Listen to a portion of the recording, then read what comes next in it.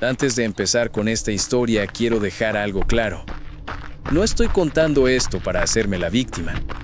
Lo cuento porque durante mucho tiempo no entendí lo que estaba pasando y porque sé que no soy el único al que le ocurrió algo así.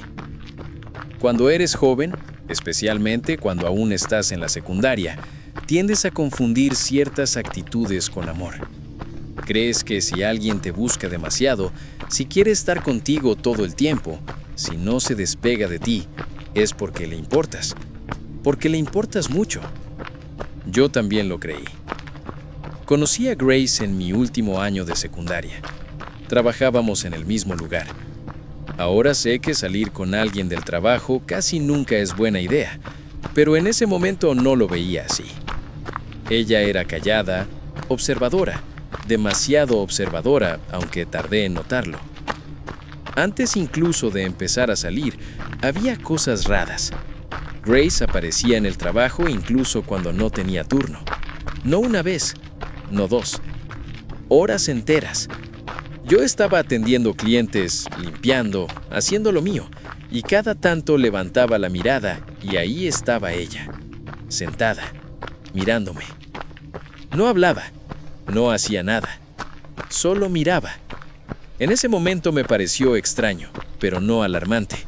Pensé que simplemente estaba interesada en mí. Pensé que eso era normal. Empezamos a salir poco después. Los primeros meses fueron intensos. Mensajes constantes, llamadas. ¿Llegaste bien? ¿Qué estás haciendo? ¿Con quién estás? Al principio eso se siente bien, te hace sentir importante, elegido. Pero la línea entre interés y control es mucho más delgada de lo que creemos. Poco a poco empecé a sentir que no tenía aire. Si salía con amigos, tenía que avisar. Si tardaba en responder un mensaje, tenía que explicarlo. Si no contestaba una llamada, mi teléfono explotaba. 20, 25 llamadas perdidas, mensajes uno tras otro. Y cuando finalmente respondía, no era alivio lo que encontraba. Era enojo. Discusiones por cosas absurdas. Peleas porque estaba en el baño, porque estaba jugando videojuegos, porque quería estar solo. Dejé de hacer cosas que me gustaban, no porque ella me lo pidiera directamente, sino porque todo terminaba en conflicto. Y llega un punto donde prefieres evitar la pelea, aunque eso signifique desaparecer un poco. Yo me estaba desapareciendo.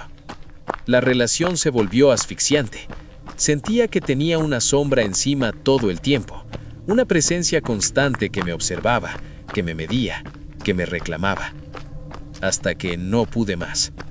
Terminé con ella. O al menos eso intenté, porque para Grace, la ruptura no era una opción, era una negociación, una guerra de desgaste. Empezó a esperarme afuera del trabajo, aparcada, observando. Cuando salía, me seguía hasta el auto. Se paraba frente a la puerta. No me dejaba entrar. Solo hablemos. 5 minutos. Necesito que me escuches. Al principio traté de ser educado, luego firme, después frío. Nada funcionaba. Una noche volvió a aparecer. Dijo que quería hablar en serio. Yo estaba cansado, mentalmente agotado. Acepté. No sabía qué más hacer. Además, estaba usando algo más para presionarme. Había amenazado con demandarme por una tontería absurda que, no entraré en detalles, pero era lo suficientemente ridículo como para no prosperar, y lo suficientemente intimidante como para asustar a alguien joven. Me senté en su auto. El mismo discurso de siempre, las mismas promesas, las mismas lágrimas. Le dije que ya estaba harto, que no quería seguir hablando. En ese momento su teléfono sonó. Era su padre. Ella lo miró y luego me miró a mí y dijo algo que todavía me da escalofríos. Si te vas ahora, hago que él te demande. Fue ahí cuando algo se rompió en mí. Dije, al diablo con esto. Intenté salir del auto. La puerta estaba bloqueada. Mientras buscaba el seguro, sentí su mano agarrarme al brazo. Sus uñas se clavaron en mi piel con fuerza, no como un agarre desesperado, como un castigo. La miré y vi algo que nunca le había visto antes. No estaba llorando, no estaba pusilánime, estaba enfurecida. Una expresión vacía, fría, llena de odio. Nunca había sido violenta físicamente. Eso fue lo que más me impactó, ese cruce de una línea invisible. Yo soy un tipo alto, ella era pequeña. Sabía que podía defenderme si era necesario, pero aún así sentí miedo. Logré abrir la puerta de golpe. Intenté alejarme, pero ella no soltaba el brazo. Seguía apretando. Sentí como la piel comenzaba a arder. Tomé una decisión rápida. La jalé hacia mí, hacia el asiento del pasajero, solo lo suficiente para liberarme. Corrí. Entré en mi auto y me fui. Conduje como nunca antes, el corazón golpeándome en el pecho, las manos temblando. Pensé que ahí terminaría todo. Me equivoqué. Grace y yo vivíamos prácticamente en el mismo vecindario, solo un par de cuadras de distancia. En ese momento no le di demasiada importancia, pero con el tiempo entendí que esa cercanía fue lo que hizo todo mucho más peligroso. Esa noche llegué a casa con el cuerpo todavía temblando, no de frío, de adrenalina. Sentía el pecho apretado como si algo se hubiera quedado atorado ahí dentro. Encendí la consola y me puse a jugar, no porque tuviera ganas, sino porque necesitaba ruido. Necesitaba que mi cabeza se callara. Había fumado un poco, nada fuera de lo normal para mí, solo lo suficiente para intentar relajarme. Mientras jugaba, escuché un auto afuera. No le di importancia. Estaba jugando GTA y el sonido se mezclaba con el juego. Además, la marihuana a veces te hace sentir que todo suena más fuerte de lo que realmente es. Pasó un rato. Entonces escuché un golpe. Un toque seco contra la ventana. Me quedé inmóvil. Me dije a mí mismo que estaba paranoico, que era mi mente exagerando después de lo ocurrido en el auto de Grace. Entonces escuché otro golpe. Y después, una voz, diciendo mi nombre. No tuve que pensar para saber quién era. Era Grace. El pánico me recorrió el cuerpo entero. Mis persianas no cerraban bien. Sabía que desde afuera podía verme perfectamente. No quería moverme. No quería responder. No quería que supiera que lo había escuchado. Después de lo que había pasado horas antes, algo dentro de mí ya no la veía como alguien inofensivo. Me quedé en silencio, pero ella no se fue. Los golpes se hicieron más fuertes, más insistentes. Su tono cambió. Ya no era suave, ya no era triste, era agresivo. No lograba entender todo lo que decía, pero sí lo suficiente. Insultos, reproches, rabia. Pensé en llamar a la policía, pero no lo hice. Me dije que sería exagerado, que estaba perdiendo la calma. Ahora sé que fue una decisión estúpida. Abrí la puerta. Le pregunté qué hacía ahí. ¿Por qué no podía simplemente dejarme en paz? De inmediato volvió a cambiar. Otra vez la voz baja, casi dulce. Dijo que solo había venido por un suéter. Eso fue suficiente para romper lo poco de paciencia que me quedaba. Le grité que no podía aparecer a las 2 de la mañana en mi ventana por un suéter. Le dije que se fuera de mi propiedad o llamaría a la policía. Fue entonces cuando explotó. Empezó a gritar, a llorar de forma descontrolada. Su cuerpo entero temblaba. Por un segundo me sentí mal. Y justo en ese instante lo vi. A la izquierda de ella, en el jardín frontal, había un árbol grande, grueso, viejo.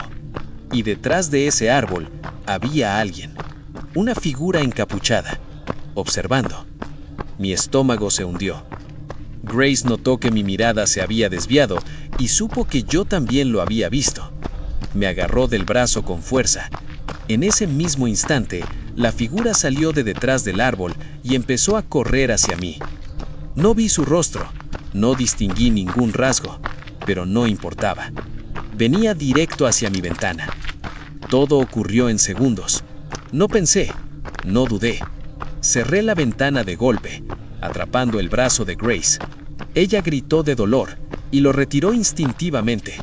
Cerré la ventana y puse el seguro justo cuando la otra persona llegó. Mi corazón desbocaba. Sentía que el aire no me alcanzaba. Saqué el teléfono. Marqué 911. Se los mostré a través del vidrio. Eso fue suficiente. Ambos retrocedieron, corrieron al auto, arrancaron y se fueron. Me quedé ahí de pie, sin moverme, mirando la calle vacía, tratando de entender qué acababa de pasar. La policía llegó después, tomaron mi declaración, me dijeron que me llamarían si surgía algo. Nunca pasó nada, no había pruebas, como en la mayoría de las llamadas al 911. Hasta donde sé, nunca hubo consecuencias legales para ella. He pensado muchas veces qué habría pasado si esa figura no se había asomado detrás del árbol, si no la había visto a tiempo, si hubiera tardado un segundo más en reaccionar. Grace tenía... Mi nombre es Amy, y no he dormido bien desde el martes pasado. No porque no pueda dormir, sino porque ya no me siento segura cerrando los ojos. Es curioso cómo cambia tu percepción del mundo cuando alguien que amabas demuestra ser capaz de cosas que solo esperarías ver en una película de terror. De repente, tu casa deja de ser un refugio, la noche deja de ser descanso, y el silencio ya no es tranquilidad, sino amenaza. Terminé con mi novio Tommy hace 3 semanas. No fue una ruptura dramática, al menos no al principio. Habíamos estado juntos casi 1 año. Cuando lo conocí, era dulce, muy atento, siempre escribiendo, siempre llamando. Al principio eso se siente como amor. Ese tipo de amor que te hace pensar que tuviste suerte, que encontraste a alguien que realmente se preocupa. Pero con el tiempo, algo empezó a cambiar. Si tardaba un poco en responder un mensaje, se molestaba. Si estaba ocupada, quería saber exactamente en qué. Me hacía preguntas raras, incómodas. ¿Con quién hablaste hoy? ¿Quién te hizo reír? ¿Algún chico te miró? Yo me reía. Le decía que exageraba, que estaba siendo inseguro. Quería creer que solo era celoso porque le importaba. A veces aparecía en mi trabajo sin avisar. No entraba, solo se quedaba afuera, cerca de la ventana, mirando. Decía que solo quería saludar, que estaba de paso, pero yo no lo sentía así. Cuando salía con mis amigas, a veces aparecía en el bar donde estábamos. Decía que fue coincidencia, y después insistía en que me fuera con él. Mis amigas empezaron a odiarlo. Yo las defendía. Decía que no lo entendían, que tenía problemas de confianza, hasta que dijo algo que ya no pude ignorar. Una noche, de la forma más casual posible, me preguntó si alguna vez consideraría poner un rastreador en mi teléfono. No compartir ubicación, no una app, un rastreador real. Para estar seguros, dijo, para cuidarnos.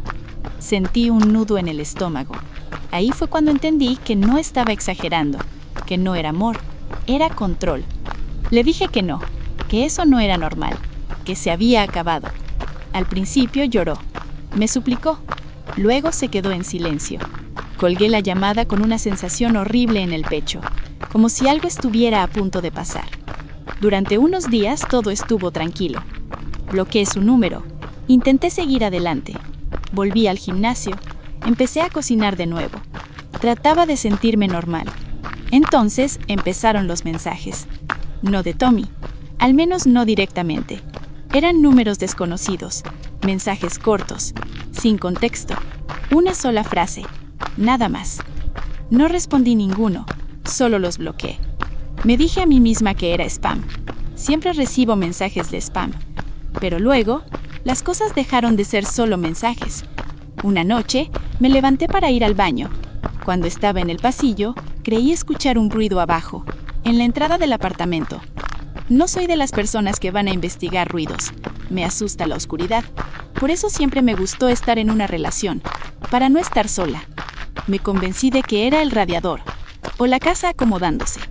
Pero en el fondo, sabía que ese sonido no era normal. Viví en ese apartamento casi 2 años. Conocía sus ruidos. Ese no era uno de ellos. Volví a la cama y me tapé hasta el cuello, como si una sábana me pudiera proteger de algo. Otra noche, cerca de las 2 de la mañana, desperté sobresaltada. Juraría haber escuchado una puerta abrirse.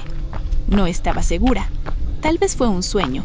pero mi corazón latía tan fuerte que no pude volver a dormir. Le escribí al grupo familiar diciendo que estaba escuchando ruidos y que tenía miedo. Todos estaban dormidos. Ese fin de semana me fui a casa de mi hermana. Cuando regresé, supe de inmediato que algo estaba mal. Nada estaba roto, nada faltaba, pero las puertas estaban abiertas. Todas. Yo siempre las dejo cerradas, siempre. Recorrí el apartamento lentamente, hasta que vi el armario del pasillo. Estaba entreabierto. Sentí que el estómago se me caía. Me quedé mirándolo durante lo que pareció una eternidad, antes de atreverme a abrirlo por completo. No había nadie, solo abrigos, zapatos. Esa noche dormí con una silla trabando la puerta del dormitorio, con un cuchillo bajo la almohada y la luz encendida. Y aún así, no estaba segura. No recuerdo haber dormido realmente esa noche. Recuerdo quedarme mirando el techo, escuchando cada pequeño sonido del edificio, cada crujido, cada vibración. Mi mente estaba convencida de que si cerraba los ojos, algo iba a pasar. A la mañana siguiente, revisé el teléfono. Tenía mensajes nuevos. No eran números desconocidos, esta vez. Era Tommy. Había creado cuentas nuevas, correos nuevos, formas nuevas de contactarme. El mensaje decía: sé que volviste anoche. Sentí que la sangre se me fue del rostro. No le respondí. No podía. Empecé a empacar. Rápido, sin pensar. Tomé lo esencial: ropa, documentos, el cargador del teléfono. Llamé a mi hermana mientras metía todo en una mochila. Ella me dijo que fuera directo a su casa, que no me quedara sola. Cuando estaba saliendo del apartamento, noté algo en el piso, justo frente a la puerta. Un pequeño objeto negro. Me agaché y lo tomé. Era un llavero, el llavero de Tommy. Lo reconocí de inmediato. Se lo había regalado yo misma el año pasado. Mis manos empezaron a temblar. Eso significaba solo una cosa. Había estado ahí. No solo había entrado, había salido sin problemas. Me fui corriendo. Pasé la noche en casa de mi hermana. No dormí, no comí. Al día siguiente, fuimos juntas a la policía. Les mostré los mensajes, les conté todo. Tomaron nota. Me dijeron que era difícil hacer algo sin pruebas claras de amenaza directa. Me recomendaron cambiar cerraduras, cambiar rutinas, estar atenta, como si yo no lo estuviera ya. Durante los días siguientes me quedé en casa de mi hermana. Apagué mis redes sociales, cambié de número, intenté desaparecer. Pero él, no. Una noche, cerca de la medianoche, el teléfono de mi hermana sonó. Número desconocido. No contestamos. Llegó un mensaje de texto. Solo una frase. Te ves más tranquila cuando duermes. Sentí náuseas. Llamamos a la policía otra vez. Esa vez sí vinieron rápido. Revisaron la casa. No encontraron nada.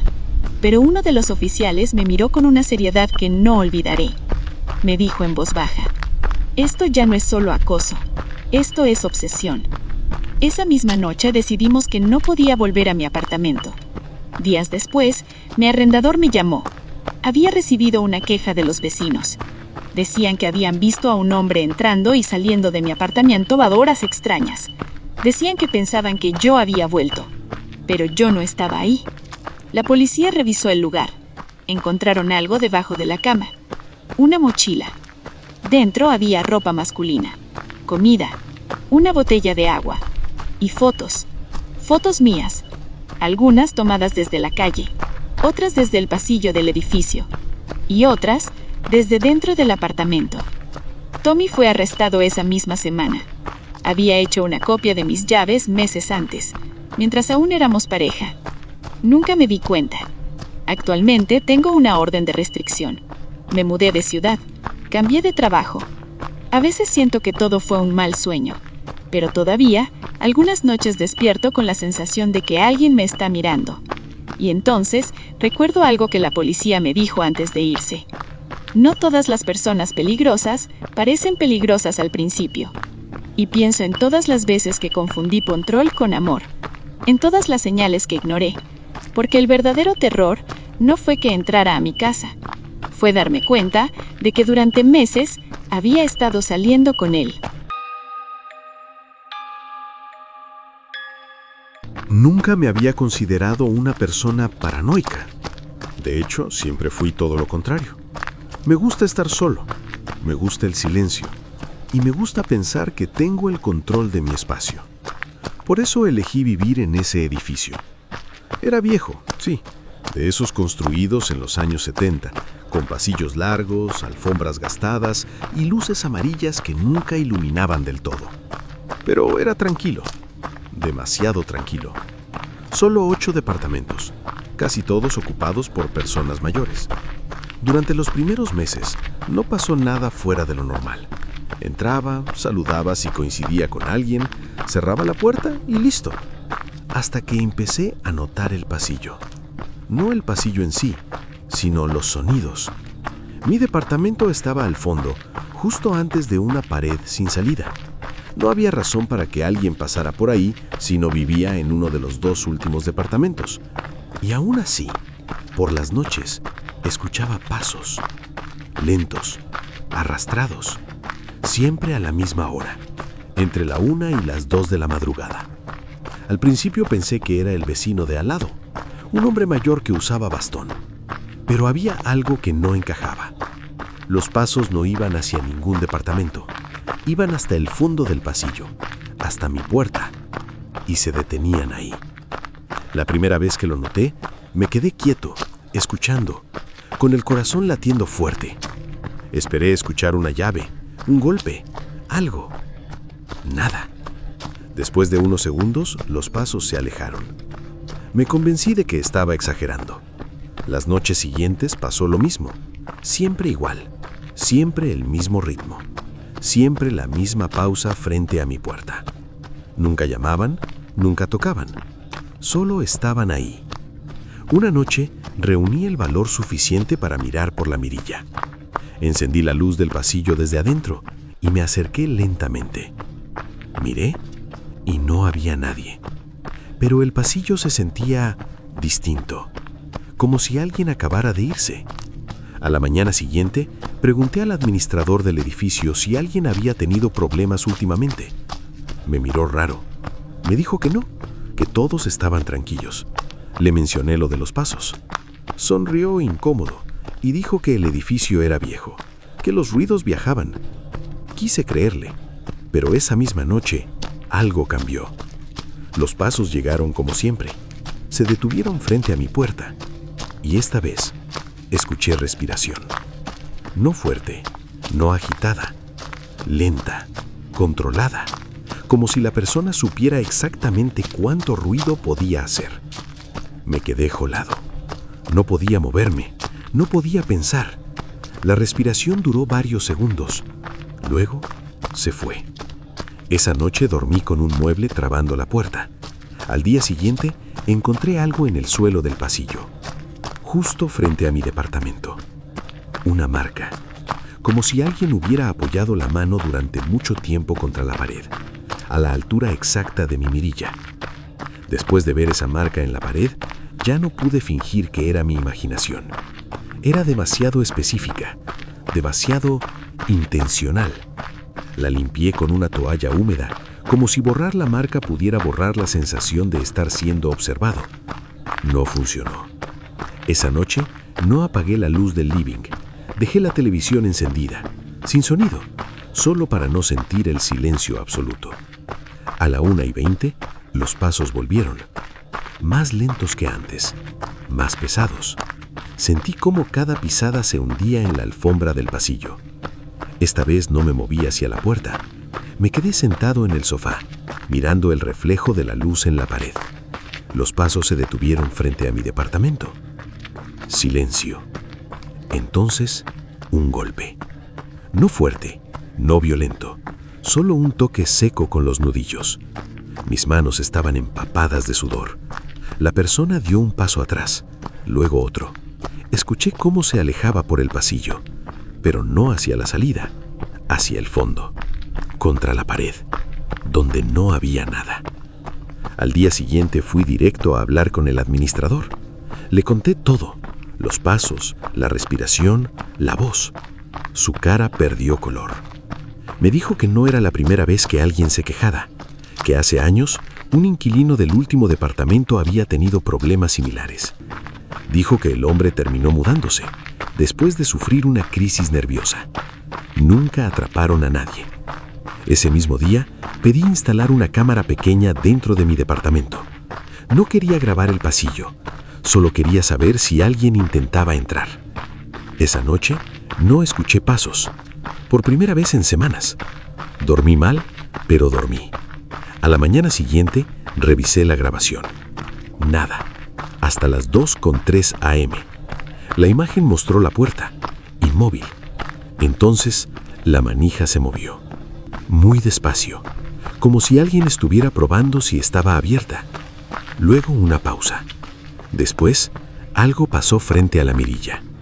No vi una cara, no vi ojos, solo una sombra tapando la luz durante varios segundos, como si alguien estuviera pegado a la puerta. La sombra se fue. La manija volvió a su posición. Esa fue la última noche que dormí ahí. Me mudé una semana después. Nunca volví a caminar por ese pasillo de noche. Antes de irme, el administrador me dijo algo que no había mencionado antes. El edificio tenía un plano antiguo. Originalmente, el pasillo no terminaba en una pared. Había una puerta, una que fue sellada hace décadas, después de que un residente fuera encontrado viviendo ilegalmente dentro del espacio entre muros. No era un departamento, no tenía ventanas, solo un hueco. Desde entonces, algunos vecinos juraban escuchar pasos. Decían que no era un fantasma, era alguien que nunca se fue. A veces cuando camino por otros edificios viejos, me descubro mirando los pasillos largos, buscando paredes que no deberían estar ahí, porque aprendí algo viviendo en ese lugar. No todos los espacios vacíos están realmente vacíos, y no todas las personas necesitan una puerta para entrar.